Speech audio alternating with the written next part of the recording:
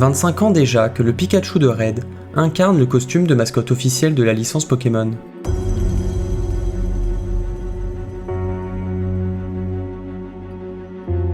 Franchise la plus lucrative de tous les temps mais qui n'a jamais eu pour ambition de devenir un jeu compétitif.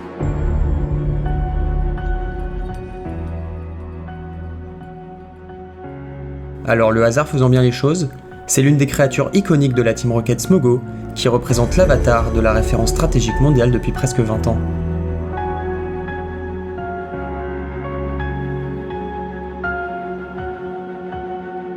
Véritable empire bâti il y a quasiment 2 décennies, Smogon compte aujourd'hui près de 450 000 membres, des milliers de tournois organisés dont une centaine officiels, plus de 7 millions de messages et environ 233 000 topics de discussion.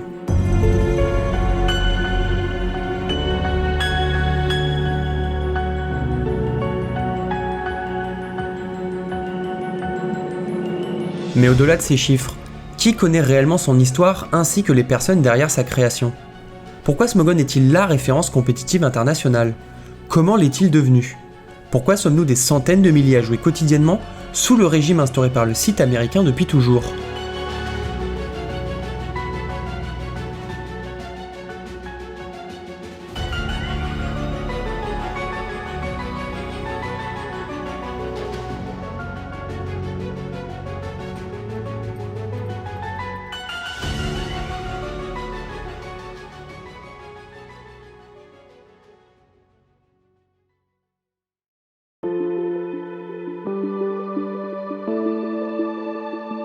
De Net Battle à Pokémon Showdown en passant par Shoddy Battle, Smogon a toujours su imposer sa vision du jeu aux différents simulateurs auxquels il était affilié.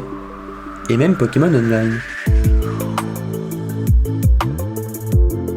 Alors véritable concurrence avec son propre site et simulateur, ce dernier utilisait le même système de règles et de formats inventé par son rival. Mais l'influence de Smogon va bien au-delà du cadre législatif. Les ressources mises à disposition depuis des années sont les bases élémentaires enseignées à n'importe quel apprenti souhaitant se lancer dans l'aventure du PVP. Donc si aujourd'hui des milliers de joueurs et de joueuses à travers le monde s'affrontent chaque jour selon une identité stratégique, que ce soit sur console ou bien sur simulateur, on le doit en grande partie grâce à Smogon. Bien que le Japon ait eu son propre circuit depuis le jour de la sortie de Pokémon Vert en 1996, l'exportation à l'international de l'aspect compétitif de la licence s'est faite grâce aux futurs créateurs du site américain. Véritable locomotive de la stratégie dans le monde, Smogon s'est imposé au fil des années comme étant le refuge idéal pour tous les joueurs cherchant à découvrir l'aspect compétitif de leur jeu d'enfance. Et avec la popularisation du VGC, le site est même devenu malgré lui le symbole du désaccord des joueurs avec la politique menée par The Pokémon Company depuis toujours. Pourtant, Smogon n'est encore aujourd'hui qu'une communauté de fans officieuse, et leur format signature du 6v6 n'a étrangement toujours pas été reconnu officiellement par TPC. Du coup, réussir à fédérer un groupe aussi puissant autour d'un format officieux depuis presque 20 ans est une véritable prouesse. Mais alors comment Smogon a-t-il été construit ? C'est à cette question à laquelle nous allons répondre, afin de rendre enfin hommage au site qui a rendu possible l'impossible.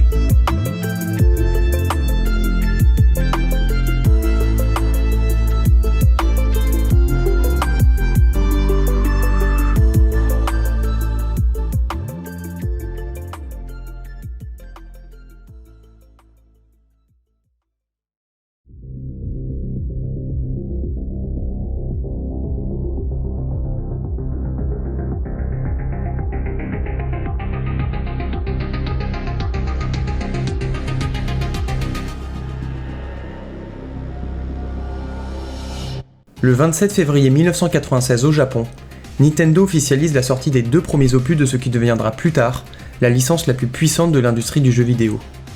Pokémon Rouge et Vert débarquent dans les rayons et vont connaître un succès immense. C'est le début de la Pokémania, phénomène planétaire qui s'étendra jusqu'au début des années 2000. Conçu à la base pour être une aventure classique de RPG avec pour aspect principal la collection de créatures, le studio Game Freak se verra forcé à la demande de Nintendo d'inclure un système de PvP via le câble Link dans les jours qui ont précédé la sortie des jeux. Des combats contrôlés par une intelligence artificielle avaient été proposés mais l'idée n'avait pas séduit l'entreprise Nippon. Et comme cette dernière finançait le projet, le petit studio se voyait mal refusé. C'est donc contraint qu'ils ont dû programmer en urgence un moyen de faire combattre les joueurs entre eux. C'est ce qui explique les nombreux problèmes rencontrés lors de ces affrontements entre amis.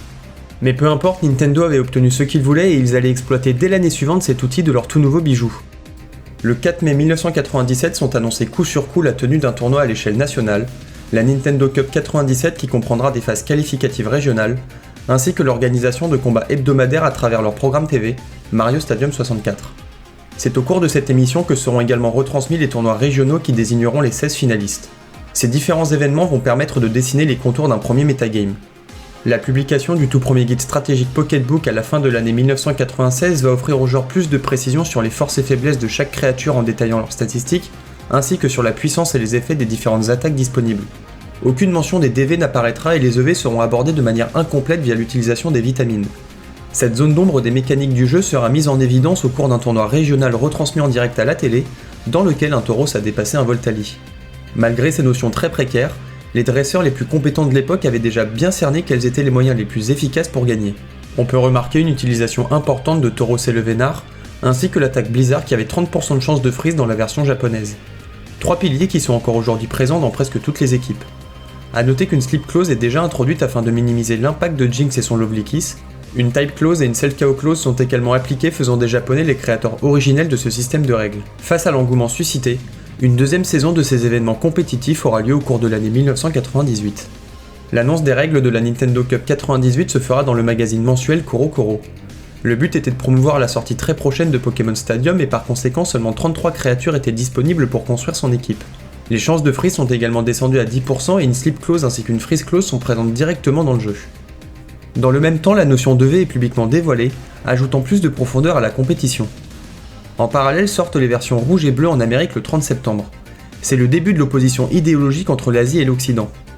Comprenant très vite que le jeu possédait de nombreux secrets, les Américains vont explorer les mécaniques du jeu à l'aide de l'outil de triche GameShark.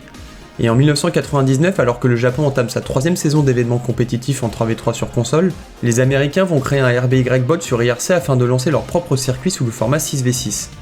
Cette fracture idéologique est d'autant plus marquante qu'elle s'est faite naturellement, en dépit de toute communication entre les deux continents.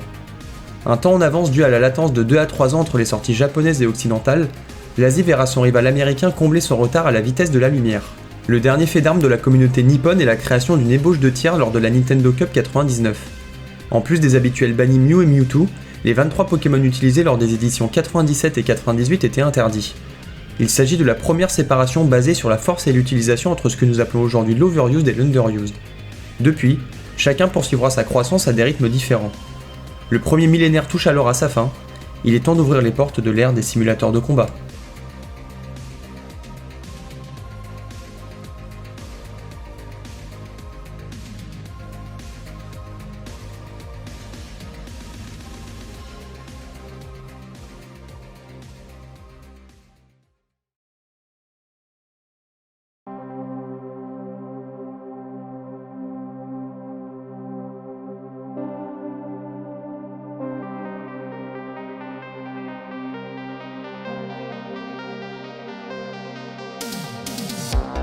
L'an 2000.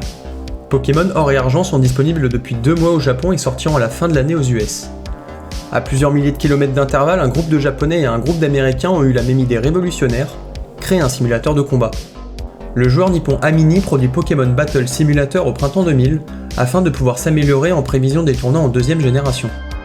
Prévu initialement pour être uniquement utilisé en privé, il fut rendu public sur les conseils de son mentor Hidaka au cours de l'année 2001, afin de lancer ce qui deviendra par la suite l'un des événements les plus importants de l'histoire de Pokémon sur internet au Japon, le Gym Leader Castle.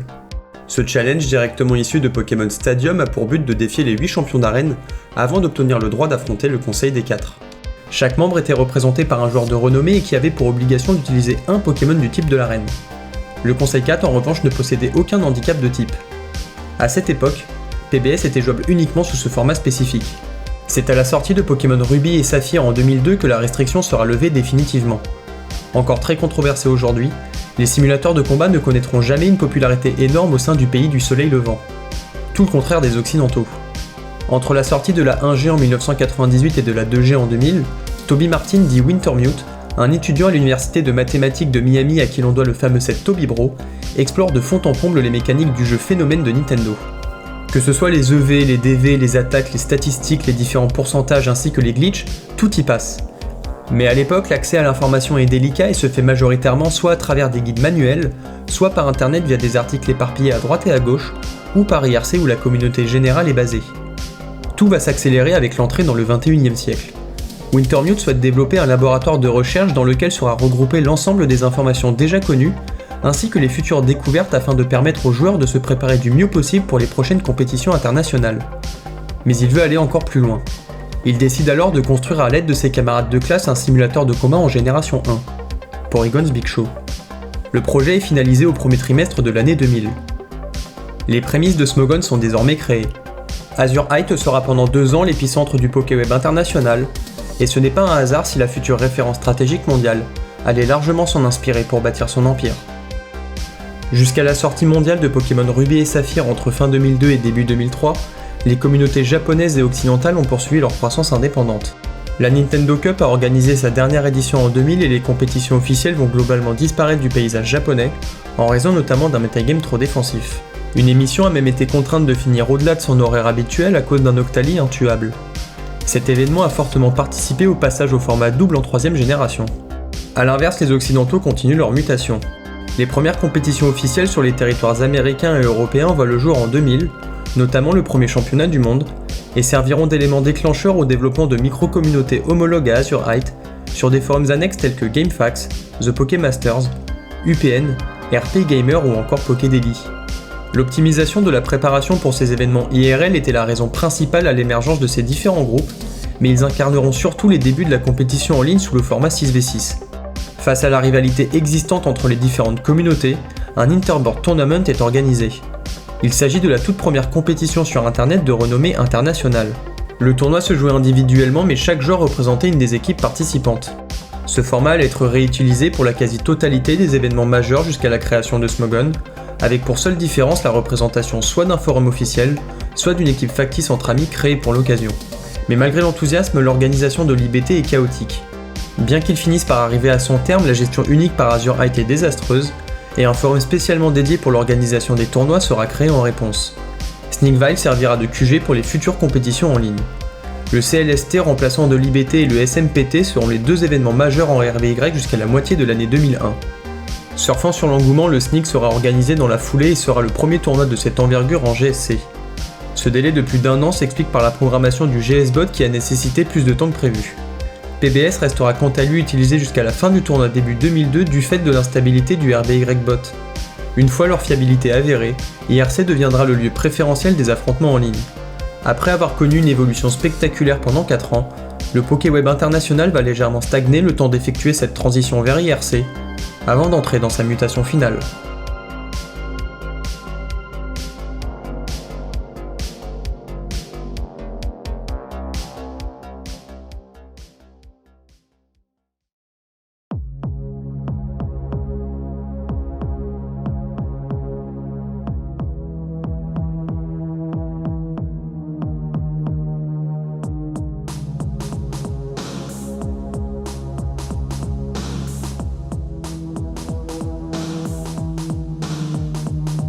Entre novembre 2002 et juillet 2003 sort au niveau mondial la 3ème génération de Pokémon.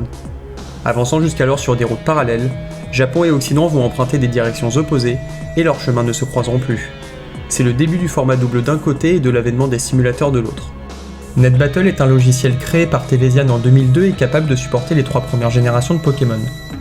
Considéré instable et rempli de défauts, NetBattle mettra du temps à convaincre. Un RS-bot sera même développé à la sortie de Ruby et Saphir, la communauté principale étant maintenant confortablement installée sur IRC. Mais malgré l'engouement suscité par le tout nouvel opus de Game Freak, l'intérêt pour les tournois par équipe s'essouffle considérablement. Une réédition du SNEAK incluant la 3G a bien tenté de raviver la flamme, mais la motivation n'y est plus. Le tournoi n'arrivera même jamais à son terme. La compétition générale se déroule dorénavant sur les différents ladders de chaque bot, dont un certain Chaos possède le contrôle. En 2004, Christopher Chaos Monsanto fréquente le PokéWeb depuis 3 ans. Ce passionné d'informatique va alors se frayer discrètement un chemin jusqu'aux plus hautes sphères de la communauté sur IRC. Bien que Fania soit le créateur originel des différents bots, c'est finalement Chaos qui va en obtenir la propriété, notamment à cause de la personnalité ambiguë de Fania, qui finira par disparaître du PokéWeb.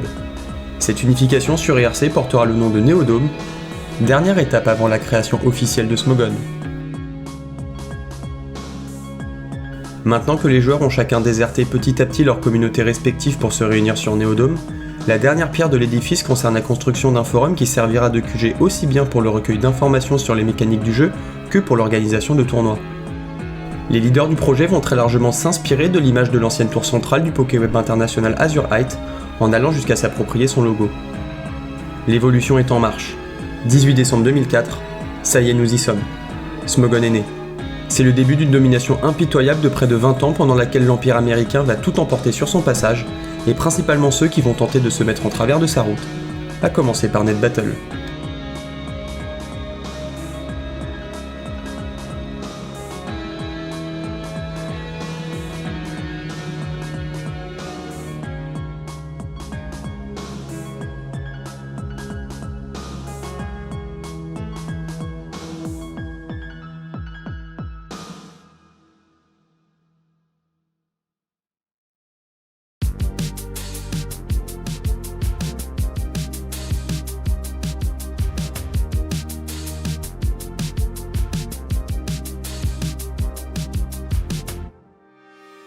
Nous sommes en 2005 et Smogon cherche à remplacer ses bots par un simulateur de combat afin de lancer son circuit compétitif.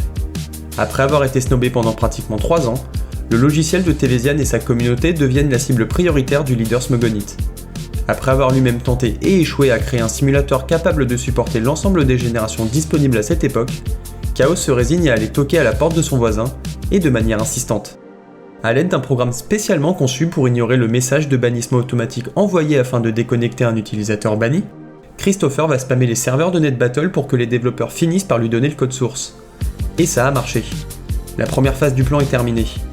La deuxième ne sera que patience puisqu'il s'agira d'attendre que Tevesian s'autodétruise et perde le contrôle de sa communauté. Ce qui finit également par arriver. Lassé, Tevesian déserte à son tour le paysage du PokéWeb.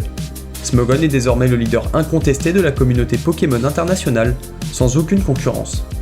Possédant dorénavant le forum référence de la stratégie Pokémon ainsi que le simulateur de combat numéro 1 dans le monde, Chaos en profite pour lancer ses premières compétitions officielles qui bâtiront la légende de Smogon, à savoir le Smogon Tour, l'Official Smogon Tournament et la World Cup.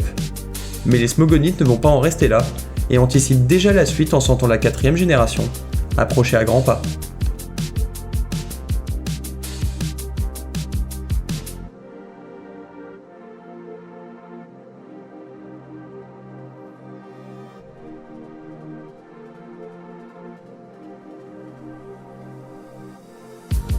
« 28 septembre 2006, date de la sortie de la 4ème génération de Pokémon en Asie. Les opus Diamant et Perle sortiront 7 mois plus tard en Amérique, le 22 avril 2007.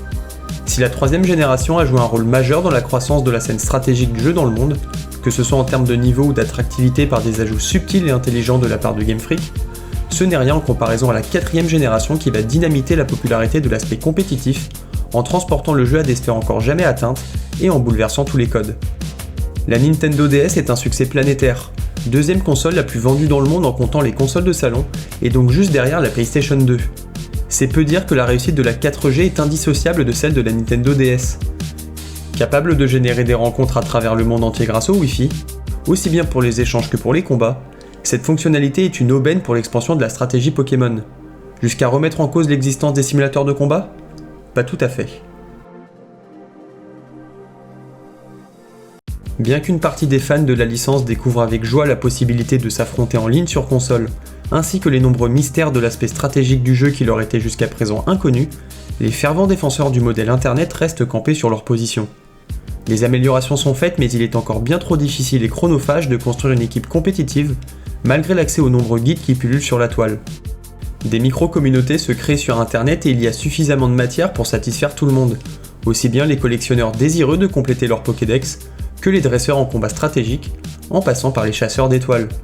C'est à ce même moment que TPC flaire la bonne occasion en relançant en parallèle son circuit officiel via son nouveau format, le VGC.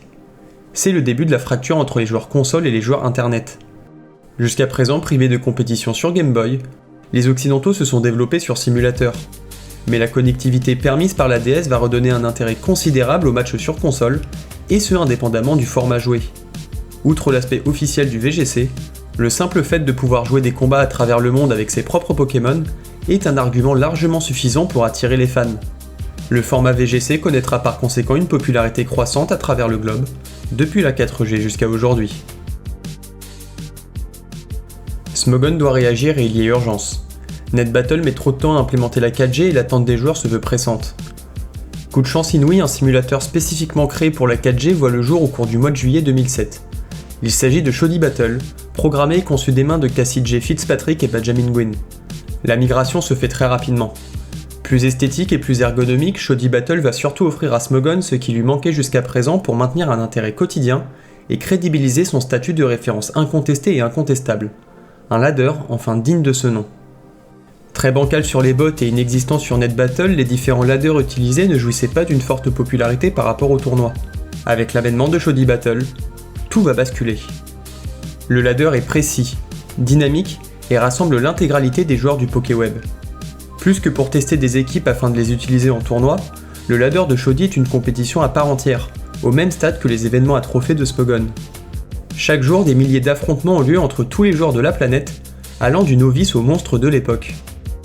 Monter sur la dernière barre de l'échelle était considéré comme un accomplissement aussi important que gagner une compétition officielle comme le Smogon Tour. Le ladder de Shoddy donne à Smogon une visibilité extraordinaire et lui permet de voir l'avenir sereinement grâce au nombre de nouveaux inscrits qu'il gagne quotidiennement.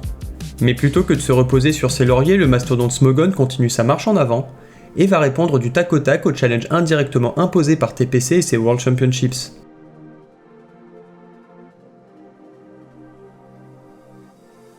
En 2008, le VGC connaît ses premières compétitions officielles qui découlent sur une qualification au championnat du monde. En parallèle, le site américain continue d'étendre sa domination en produisant des fiches et des guides stratégiques détaillés pour initier les nouveaux arrivants à la stratégie Pokémon. Et il effectue au même moment un nouveau véritable coup de force, déterminé à rendre aussi compétitif et crédible la licence de leur cœur, en structurant le jeu sous 3 formats basés sur le taux d'utilisation des Pokémon sur le ladder et sur une banlist. C'est la naissance des tiers. L'overused tiers principal, le beurre et l'underused. Il existait avant cela déjà une structuration du jeu en 3 catégories mais de manière beaucoup plus arbitraire. Il était uniquement question de puissance brute et d'une utilisation théorique en tournoi. Avant Shoddy, le standard, futur overused, était l'unique format utilisé en compétition officielle. Le beurre et l'underused étaient réservés pour des tournois non officiels au concept plus léger.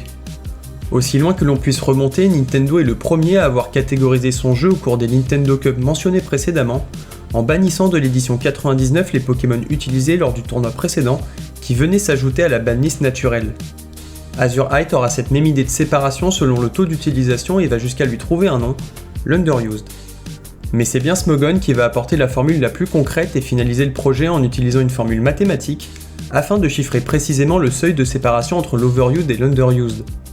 Jusqu'à la 3G, le seuil était théorique, n'ayant pas assez de matériel exploitable via NetBattle. Mais la sortie de la 4G et les données mensuelles du ladder de Shoddy qui explose en popularité vont permettre au staff de Smogon, notamment ArcX, de créer une limite quantifiée d'utilisation trimestrielle. Cette nécessité de structurer précisément son format intervient à un moment où Smogon se retrouve dans une impasse. Shoddy n'est pas capable de supporter les générations précédant la 4G alors que le Smogon Tour, tournoi le plus populaire de l'époque, est censé se jouer dans les 3 générations les plus récentes. NetBattle est toujours disponible mais Smogon ne souhaite pas s'éparpiller sur 2 simulateurs différents. Exceptionnellement, le Smogon Tour sera organisé uniquement en 4G sous les 3 tiers fraîchement créés, en attendant que Shoddy trouve une solution. NetBattle continue d'être utilisé par les puristes souhaitant s'affronter sur les anciens jeux, mais la page est bel et bien tournée pour le simulateur de Tevesian. Smogon décide d'officialiser cette transition définitive en signant un partenariat avec les propriétaires de Shoddy Battle le 24 avril 2009. Fort de leur nouveau jouet, Smogon explose aux yeux du monde et dominera totalement la scène compétitive internationale lors de la 4ème génération. De quoi avancer sereinement vers la 5G.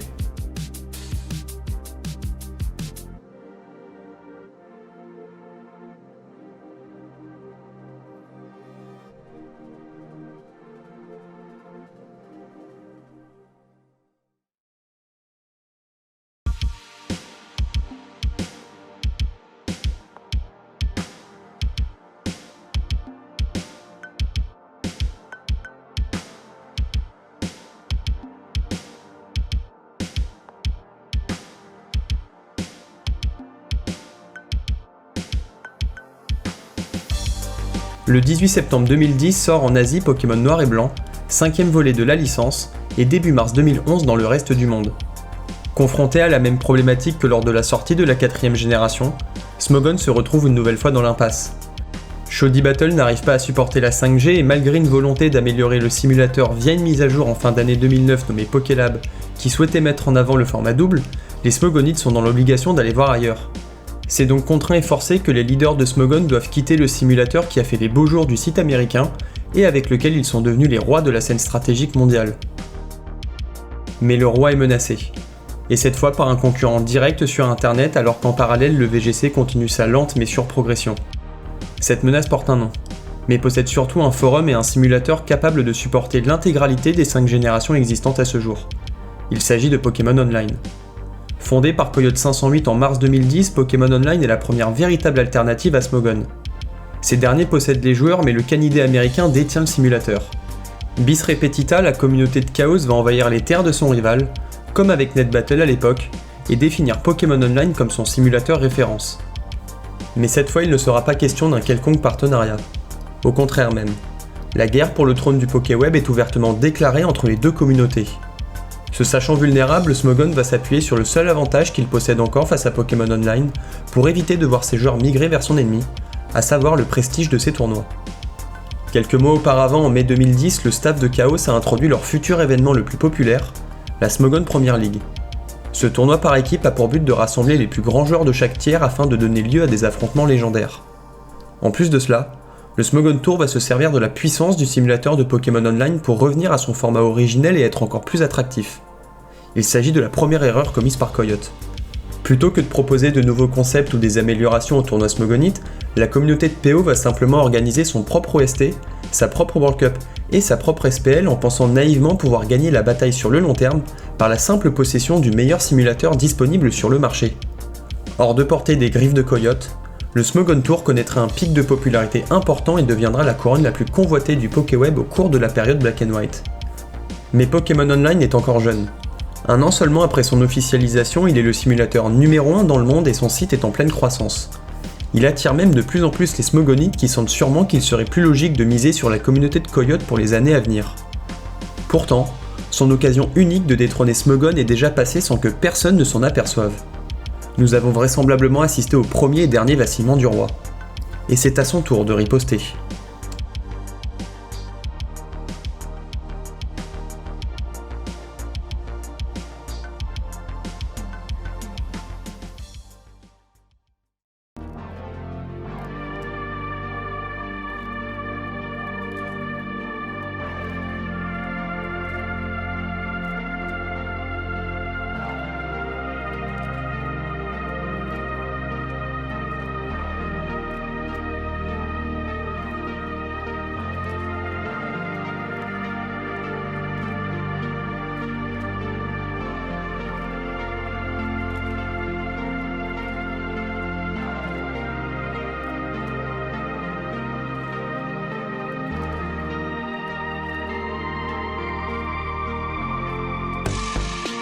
Il est communément admis que la chance ça se provoque. Basé sur un jeu régi par une RNG très importante, Smogon sait parfaitement comment la provoquer. Seulement un peu plus d'1 an après la migration forcée chez son ennemi Pokémon Online, voilà qu'apparaît comme par enchantement un nouveau simulateur ultra sophistiqué proposant ses propres services à Smogon au début de l'année 2012. S'ouvre alors le début de l'ère Pokémon Showdown, qui va tout emporter sur son passage et permettre à Smogon de continuer de siéger au sommet de la stratégie internationale, en éliminant du paysage sa plus grande menace. Et comme dit précédemment, la chance ça se provoque et c'est Pokémon Online lui-même qui va provoquer sa chute. En effet, ce sont les propres faiblesses du simulateur et le manque d'enthousiasme de la communauté face au projet du créateur de PS qui va précipiter sa perte. Péché d'orgueil de la part des membres de la communauté de Coyote ? Tant pis pour eux.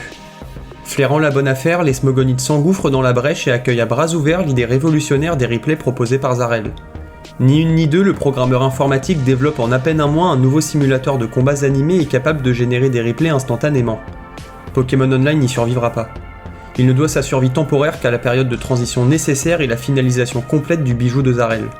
Seulement 1 an après leur partenariat le 2 juillet 2012, période où PS était encore en phase de développement, ce dernier devient totalement opérationnel et capable de répondre à toutes les attentes de Smogon à la sortie mondiale de la 6G le 12 octobre 2013. Le roi, alors renforcé comme jamais par sa nouvelle reine, retrouve ainsi sa liberté la plus totale, et ses pions peuvent de nouveau avancer. Un temps mis en échec par le fou téméraire Pokémon Online, c'est bien ce dernier qui sera maté.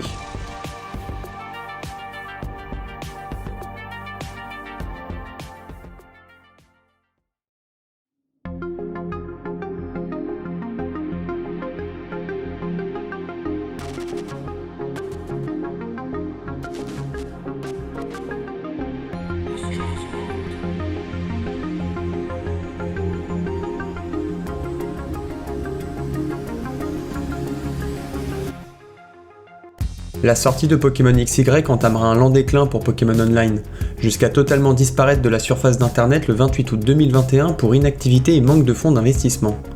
En réalité, PO aurait pu fermer bien avant, le combat étant perdu depuis bien longtemps face à Pokémon Shodown. A l'inverse, la popularité de PS explose et son activité quotidienne est immense, ce qui fait également les affaires de Smogon qui enregistre de nouvelles venues tous les jours. Mis à part une tentative infructueuse de la part d'un de ses leaders historiques Philippe 7086, Smogon connaîtra un long fleuve tranquille en termes de concurrence. Motivé par un conflit latent avec Chaos depuis quelques années, celui qui deviendra plus tard le directeur de Pokémon Go chez Niantic effectua un travail colossal pour permettre à son projet de voir le jour.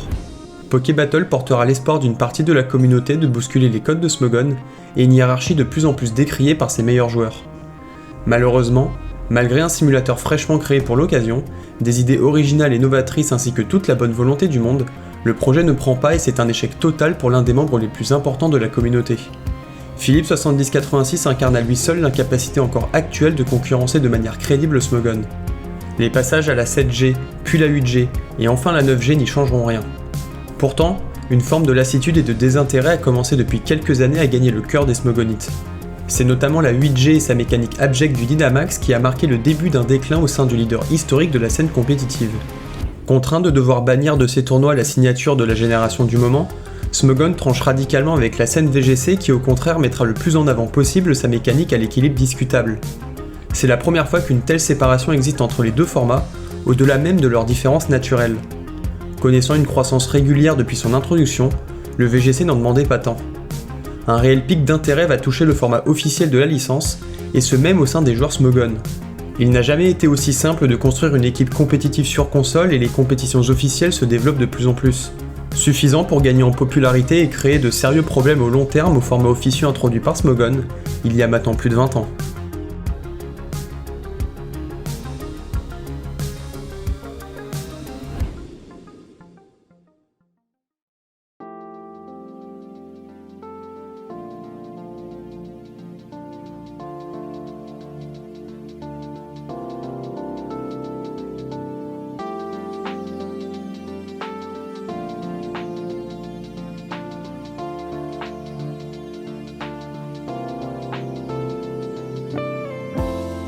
La 9G ne déroge pas à la règle et facilite encore plus la vie des joueurs consoles. Une nouvelle fois, la survie de la mécanique signature est discutée au sein de la communauté smogonite. Sentant qu'ils ne peuvent pas prendre un tel risque une deuxième fois, celle-ci sera sauvegardée. Mais ce n'est pas le seul souci auquel doit faire face Smogon. Son site actuel n'évolue plus, tout comme sa scène compétitive. Les formats des tournois restent globalement inchangés, et les rares changements peinent à convaincre. Englués dans leurs convictions, les directeurs continuent de surcharger un calendrier indigeste et sont incapables d'apprendre de leurs erreurs. L'exemple le plus marquant est le Smogon Tour. Organisé 2 fois par an à raison de 3 tournois par semaine pendant 9 semaines, plus 4 semaines de play-off, le tournoi ne déchaîne plus les passions comme avant. Pire encore, il s'agit probablement du tournoi le moins populaire du site actuellement. Incapables de voir le problème, les personnes en charge du tournoi ont décidé d'ajouter un 4e tournoi par semaine. Une aberration. Smogon a cessé de grandir et de se développer, il entame même un lent déclin. Sa survie actuelle ne se doit qu'à l'absence de concurrence crédible. Comme emprisonnés dans un engrenage dont ils sont les propres rouages, les membres de la communauté Smogon sont résignés quant à voir un jour un changement dans le fonctionnement de leur communauté avec laquelle ils ont grandi. Voyant ce que les autres jeux, professionnels ou non, sont capables de produire et offrir, notamment le voisin VGC, il est clair que Smogon ne pourra pas continuer éternellement à jouer sur l'aspect prestige pour être attractif. C'est d'ailleurs incroyable l'aura que possède Smogon et ses tournois pour continuer malgré tout d'attirer autant de monde sans nécessité de mettre la main à la poche. Le simple fait d'avoir le monopole de la communauté la plus puissante du Pokéweb suffit à ce qu'un trophée pixelisé puisse motiver et combler les attentes de milliers de joueurs. Mais jusqu'à quand cela peut-il tenir ? De plus en plus de tournois externes à Smogon sont organisés avec un cash prize conséquent. L'intérêt est réel et il n'est pas impossible de voir germer de plus en plus de tournois comme cela. Il est clair que seul l'argent permettra de poser une réelle menace à Smogon, sans quoi sa communauté bien installée ne bougera pas. Actuellement, Smogon reste encore le leader incontesté du Pokéweb et la référence stratégique internationale. Mais bien qu'il semble peu probable de voir un jour apparaître une concurrence crédible dans un futur proche, la scène VGC pourrait bien être la corde sortie d'une communauté vieillissante et dont les motivations ont évolué.